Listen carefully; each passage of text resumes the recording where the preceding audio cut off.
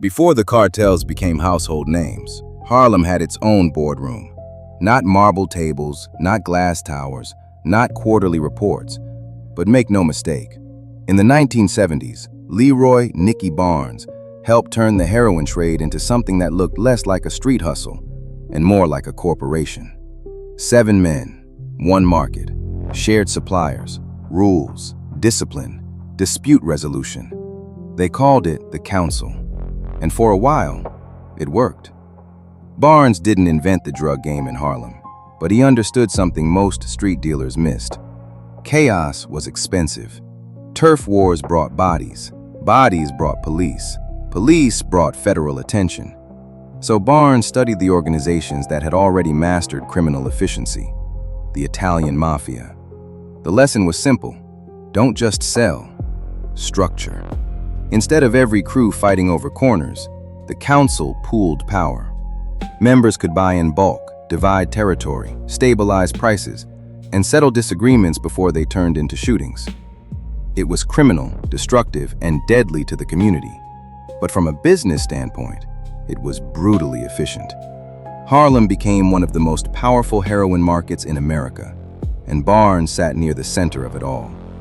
He had the image to match. Custom suits, expensive cars, legitimate businesses, restaurants, clubs, and storefronts that made the operation feel untouchable from the outside. This was the golden era of the council. They weren't moving like corner boys. They were moving like executives.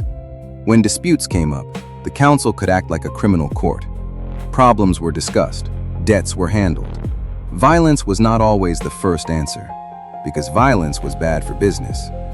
That was the genius and the illusion.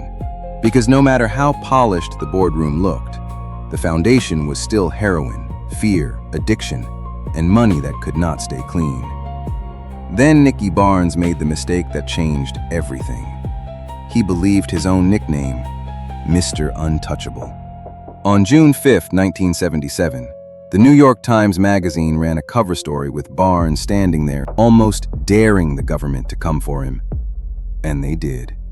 The image was powerful, but it was also reckless. Barnes had turned himself into a symbol, not just a drug dealer, not just a Harlem boss, but an embarrassment to law enforcement. Federal pressure intensified. The government didn't want the workers on the street anymore. They wanted the boardroom. They wanted the men making the calls. And once prosecutors started building their case, the corporate model became a weakness. The same structure that made the council powerful also made it easier to describe as an organization, a hierarchy, a conspiracy, a machine. In 1977, Barnes and others connected to his network were put on trial. The result was devastating. Barnes was convicted and sentenced to life in prison. But prison didn't just take his freedom, it changed his loyalty. From behind bars, Barnes started hearing things. His partners, the men he believed were his board of directors, were not protecting his interests the way he expected. Money was not moving the way it was supposed to. His family was not being supported the way he believed they should be.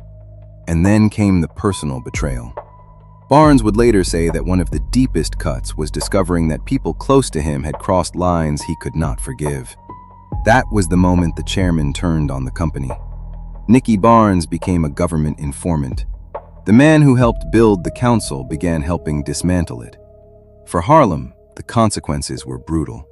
The council had been built to reduce chaos, but once it collapsed, the vacuum opened. The old rules cracked. Younger, hungrier players moved in. The business became less centralized, less disciplined, and in many ways, even more violent.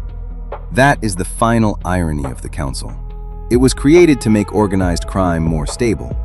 But criminal empires are never truly stable.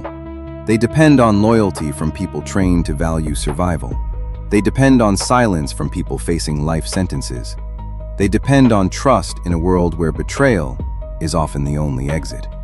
And today, looking back from the age of fentanyl, the story feels even darker. The heroin market of Barnes's era was already devastating.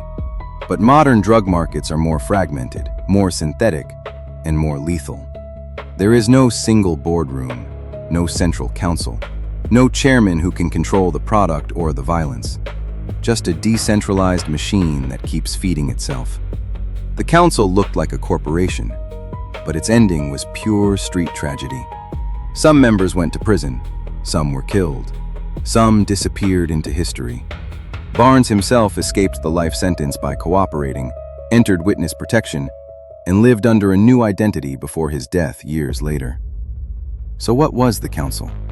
A business empire? A criminal innovation? A Harlem legend? Maybe it was all of those. But more than anything, it was a warning. In organized crime, there are only 3 exits: a prison cell, a grave, or becoming everything you once swore you weren't.